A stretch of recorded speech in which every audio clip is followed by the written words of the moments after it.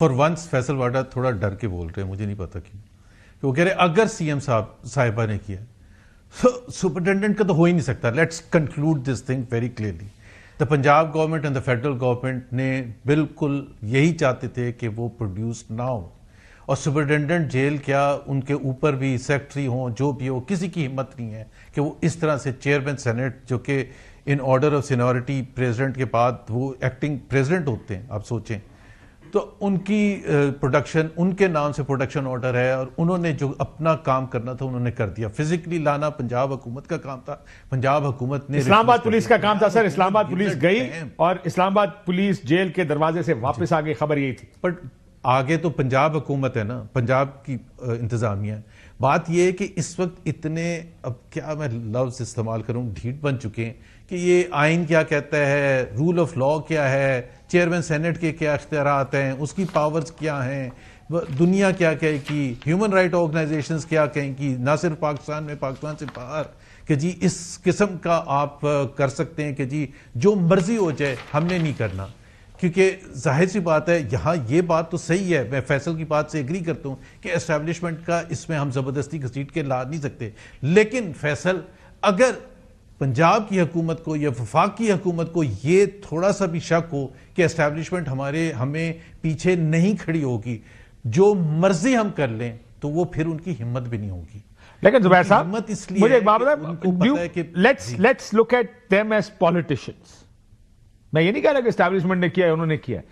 Politicians इससे खुद भी गुजर चुके हैं, वो उनके भी प्रोडक्शन ऑर्डर हैं, उनके प्रोडक्शन ऑर्डर जारी होते भी रहे हैं, वो असेंबली में आते भी रहे हैं, वो यहां पर लीडर ऑफ द ऑपोजिशन के कमरे में हो या एमएनएज बहुत अरसा यहां पर रहे अपने लॉजेस में।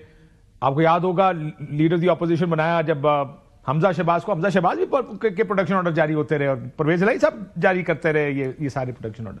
सो आप ये कह रहे हैं कि नोइंग पॉलिटिकल थोड़ा सा रखरखाव भी होता है, पॉलिटिशियन थोड़ा ख्याल भी कर लेते हैं। आप ये कह रहे हैं कि नहीं, ये एक सियासी फैसला है और ये वफाकी और सियासी सूबाई हुकूमत ने किया, बैक्ड बाय एस्टैब्लिशमेंट। जुबैर भाई कह रहे हैं अगर जो हॉक्स हैं पीएमएलएन में, लाइक ख्वाजा आसिफ हैं, मरियम नवाज हैं, तलाल चौधरी हैं, इस किस्म के जो भी अता तारड़ हैं, ये हॉक्स हैं, इनको कोई फर्क नहीं पड़ता। वो कहते हैं रगड़ा लगाओ, दबा के रगड़ा लगाओ, और इसलिए रगड़ा लगाओ कि इनको कमजोर कर दो, इनको ये समझ आ जाए कि कोई कानून भी इनका दिफा नहीं कर सकता, कोई जज भी कोई ऑर्डर कर दे तो हम नहीं मानेंगे, ताकि वो इनको समझ आ जाए कि जी ये दे आर नॉन एंटिटीज, इनको हमने खत्म करना है, इनके साथ वो सब नहीं करना कि जी जास चौधरी साहब बड़े अच्छे आदमी थे या खराब आदमी थे कि उनको लेके आए और एक रिक्वायरमेंट पूरी करें। वो पाकिस्तान अब उससे बहुत आगे जा चुके हैं। अब पाकिस्तान उस स्टेज पर नहीं है जहां थोड़ा सा रख रखाव होता था कि जी चौधरी साहब आ जाते तो क्या हो जाता, कुछ नहीं होना था। लेकिन मैं I don't know, may be आप ठीक कह रहे हो कि सियासी बंद किसी ने बांध दिया, मैसेज रगड़ा लगाए, मैसेज हैज टू गो कि हम नहीं करेंगे। ठीक हो गया। जुबैर मेरी एक बात सुन, ये तो मुज़ाकरात के ऊपर मैं आपके बयान काफी सारे सुन रहा था।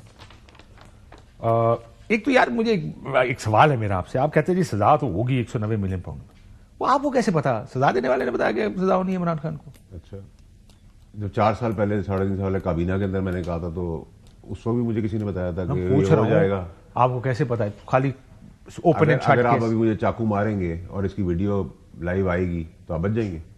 तो 190 मिलियन का जब केस जिस वक्त फाइनलाइज कैबिनेट के अंदर हो रहा था, तो उसी वक्त मैंने कहा था, उसी वक्त ऑब्जेक्ट किया था। मेरे साथ 2 वजीरों ने और भी किया था, फवाद चौधरी ने भी किया था, शीरी मजारी साहब ने भी किया था। बहुत लोग उसके खिलाफ थे उस वक्त, लेकिन बहुत लोग नहीं थे। आई एम सॉरी सर, सिर्फ ये 3 लोग ही थे। मैं था जिसने इनिशिएट किया। Murad part of this? No, it was just me, Fawad Chaudhry and Shireen Mazari. ठीक हो।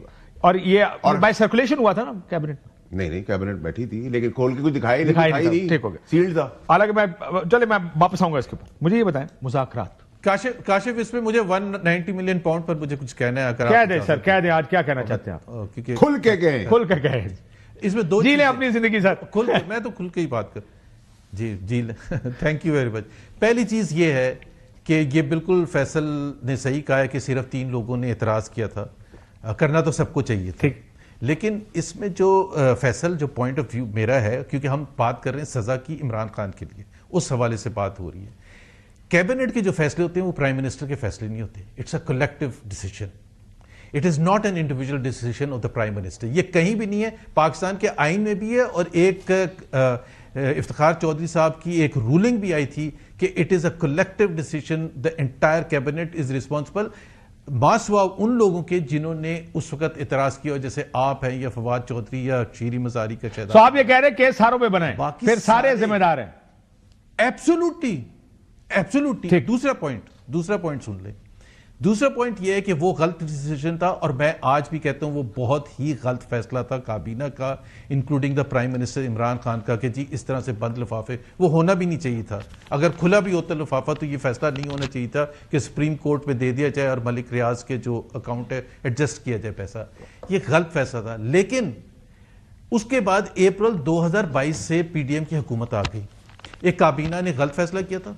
What has stopped for almost 3 years the future cabinets under Shahbaz शरीफ साहब to reverse that cabinet decision?